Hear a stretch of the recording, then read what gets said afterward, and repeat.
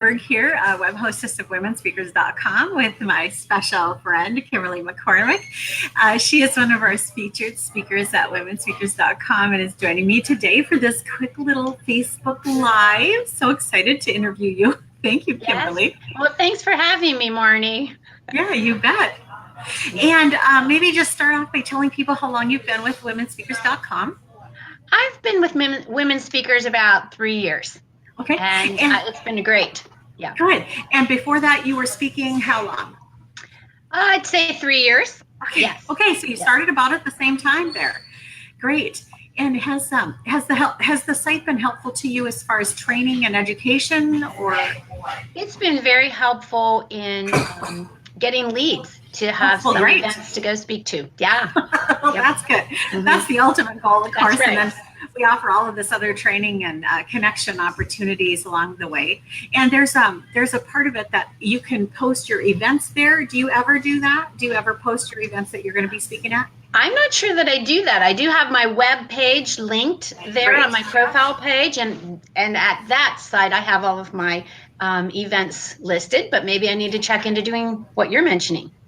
Well, the nice thing about that is if it's an event that's open to the public for over 100 Christian women to be able to come attend, then it's really kind of a nice feature to offer to your host. Absolutely, yeah. I can help with the promotion too, because that shows up over at the site womensevents.info.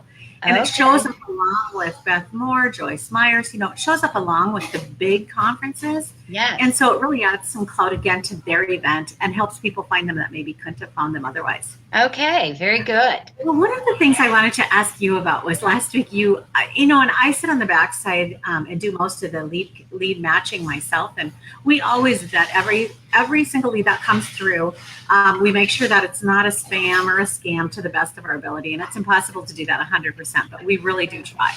So I'm watching these things come through. And what was really fun was, I think last week or the week before, you got 2 on the same day. Within 1 minute of each other.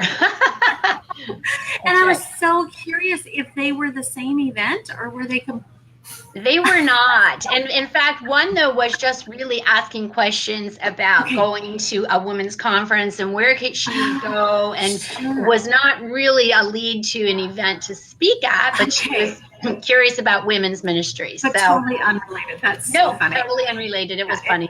I don't know that that's ever exactly happened that way before. And I was like, hey, I got to ask you about this. Yes. So that's fun. So what is one of your favorite topics to speak on? I share a lot about going through changes in life because everybody faces change, and how having Jesus Christ as our strength is what helps us to accept changes and to learn to go through the stages. Yes, of first resisting, then accepting, and then finally embracing the change. I always think, I like how you describe that, because I always think of change, as part grief and part celebration. That's true. And a lot of people, because there's celebration involved in a lot of change, they don't allow time to do the grieving part.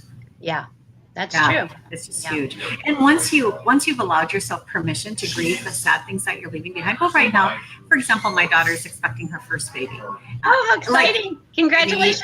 Any minute and any day, really.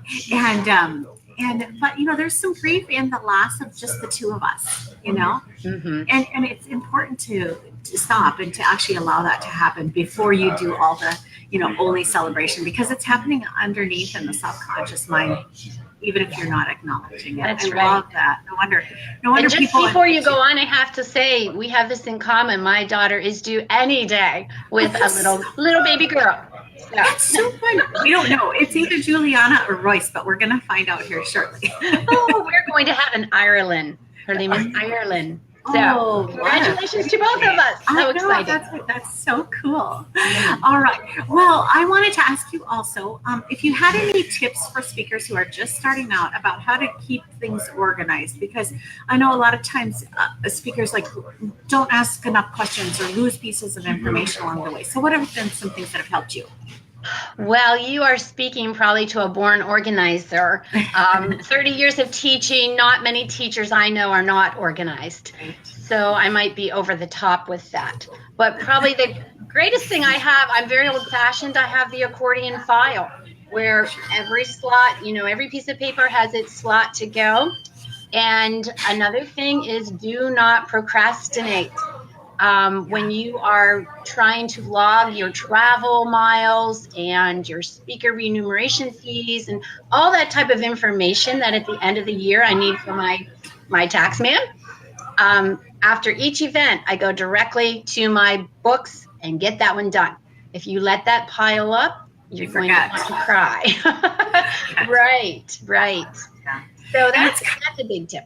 Kind of the same too. One of the things that's popping in my mind as you're saying that is to follow up with the names of people you got pretty quickly too. Again, you forget. It's amazing because you're meeting so many people and you're making promises, and you have to follow up. At least get it written down. Like I do it a lot of times in the airport or on the plane. Okay. While it's super fresh in my mind, because otherwise I can't remember. And then once I have a tentative event scheduled, I have the old-fashioned calendar and it is all written down, which has saved me many times.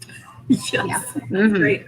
I don't use the phone. I'm so afraid I'll lose it in my phone sometimes. So I still go to the old-fashioned calendar. And do you actually have, like, when you're coming up on an event, do you actually have like 6 weeks early, 4 weeks early, a week early? Do you have things like that you trigger for yourself, or how do you keep track of the follow-up? Intuitive? I just make sure, about every month. If it's far in advance, once a month, I'll look ahead and just check in with the event planner. This is where I'm at. Are we on the same page? Is there something else you're wanting me to be getting ready? That type of thing. One of the things that I like to do with that part is to actually find out when their meeting dates are, and to actually put that on my prayer chart then too, so that I'm praying for them on their meeting days. I'm praying for them all along the way, but on meeting days especially. And then you have that touch point also with the planner. Okay, the day or 2 days after, you're going to follow up and just say, I was praying for you guys on Monday night. What happened? That's wonderful. Yeah. So it just makes it kind of a natural flow instead of something kind of arbitrary. Right. Cool. Do you have any other thoughts on that one? I like to always follow up afterwards. Yeah.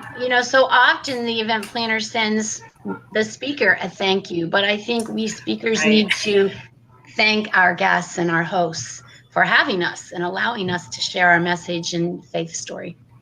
Absolutely. And then you're here with me on Facebook Live, but you said it's your first one, so congratulations. And are you very active in social media? What do you do with that? I'm honestly not. I need to do more perhaps, but I am still working full time, and I do have an event scheduled at least once a month, if not more. And so I don't want to end up with too many things going on or have to deny people requests. So I haven't needed to use it that much. Yeah, great. So that might be something in the future when I'm retired. There you go. Awesome. And then do you have a favorite scripture for your ministry or for life, a favorite Bible verse? My favorite verse is Joshua 1:9. Be strong, be courageous. Yeah. Do not be terrified. Do not be discouraged. The Lord your God is with you wherever you go. Yeah, that is awesome. Love that one too. And the reality of it is that we can rest in God's care. And actually, as a speaker, once again, a lot of you deal with fear and anxiety going out, not knowing who's going to be there, how they're going to receive you. Sometimes even when you're traveling abroad, you don't know what kind of accommodations you're going to have if you're going to be ill. I mean, there's all kinds of things that come to mind, and that be strong, be courageous, go and do what God's called you to do. Love that so much. All right. Well, did you have anything else you wanted to share with us today? Oh, let me see. I made a few little notes. Awesome, because you're organized. That's why you do that. I am. I think one thing that I really learned, and I do want to commend you on your website. I feel like you are really all about women being a community, that we're not in competition as speakers. We are a family of speakers, and we all bring something different to the table. And that's what I love about your website. A little tip, and now I've been speaking about 6 years, 3 years prior to your being posted on your website and 3 years since. But to just let God be in control of your speaking ministry. So many times at the beginning, I think maybe I was a little too aggressive in trying to book something. And I have learned to just present myself. This is who I am. This is my message. Does it fit your event? If it does, great. If not, that's okay. Another speaker might be more suited. So that's worked out well. Word of encouragement. And we've been actually, this is kind of a theme that's been carrying through these Facebook Lives and trainings as well, is that incredible need to be authentically you, to just be you, and not try to fit into their mold. It's like, Right. It's okay. The mold, you, how God made you, and their needs should match, instead Exactly. of trying to Yes. be just this really hard thing. It should just be more like that. So Right. that Yeah. was so cool. Well, I love partnering with you in ministry. Thank you for the honor and privilege of sharing your speaking availability at womenspeakers.com. It's been great talking to you and getting to see you live. This is fun. I know. That was so Thanks. fun. I'm so proud that I got on here. I am proud of you. Yeah, Okay, and we're going to thank keep you. each other in the loop on who has the baby and when it comes and all that. Okay, that sounds great, Marnie. Enjoy. Grandparenting's the best. Thank you. Okay, have a great day. Bye-bye. Thanks. Bye-bye.